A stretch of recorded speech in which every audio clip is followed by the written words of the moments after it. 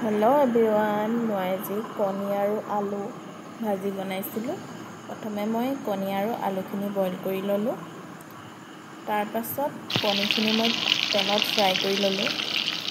এইদৰে ফ্ৰাই কৰি লোৱা হ'ল। তাৰপাছত অলপ সময়ৰ পাছত মই যিখিনি আলু বইল কৰি লৈছিলোঁ, সেই আলুখিনিও পিঁয়াজ এটা দি তেলত পিঁয়াজ এটা মিহি মিহিকৈ কাটি লৈ আলুখিনিৰ লগত এইদৰে ভাজি ল'লোঁ। ভজাৰ পিছত যেতিয়া আলুখিনি অলপ ৰঙচুৱা নিচিনা দেখিলোঁ, এয়া দেখিব নহয়, আলুখিনি অলপ ৰঙচুৱা হৈছে, অলপ কেৰাহীত লাগি গৈছে।